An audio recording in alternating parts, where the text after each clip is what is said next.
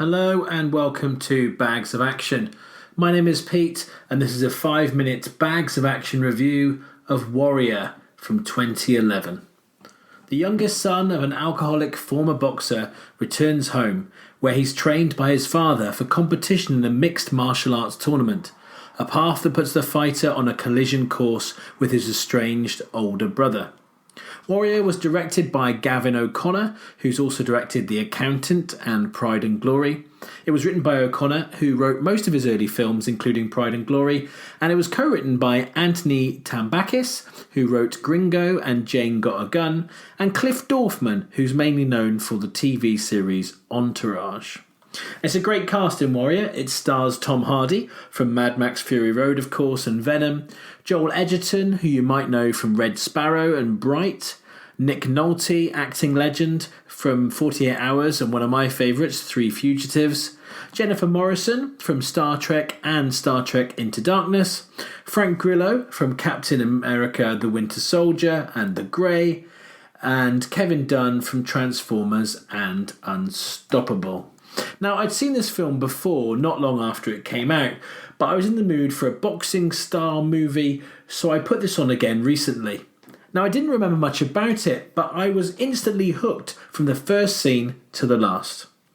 Having the two brothers' stories to follow makes this almost feel like you're watching a Rocky double bill, but at the same time. It stays just on the right side of cheesy, and it puts you through an emotional roller coaster as you follow the two brothers and their estranged father. Some might be turned off by the melodrama. Nolte chews the scenery, and Hardy does his best brooding turn too. But that's one of the things I love about this movie. Yes, it's unbelievable.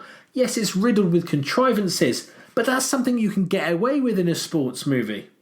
The only thing that felt a little off for me was the balance, as it was Tom Hardy's character's story to begin with, but over time the focus shifted to Joel Edgerton's brother instead, which felt a little bit lopsided. Having said that, from Bloodsport to Real Steel, I love a tournament movie, and that's what that takes us to a level that most post-Rocky boxing movies can't manage, because it balances strong performances, interesting characters, and visceral fight scenes. And it's a tournament, so you can see lots of different fighters in action, including wrestler Kurt Angle.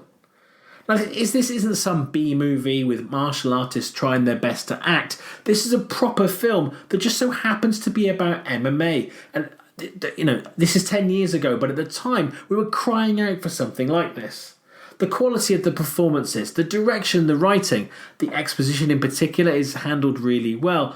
Those are the things that accelerate this, and both of the leads make believable fighters. And with a film like this, that's half the battle. I've seen so many similar films where the fighting is so poor that the rest of it doesn't make any sense. In some ways, this film reminds me of The Fighter, another really good movie.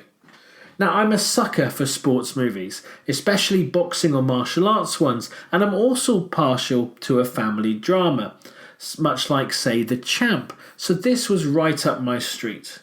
I cried twice watching the film despite having already seen it, so that must mean something. I'll be honest, I loved every minute of Warrior, and I'd happily watch it again the second I stopped this recording. This is my kind of film, and it felt like it was almost made for me.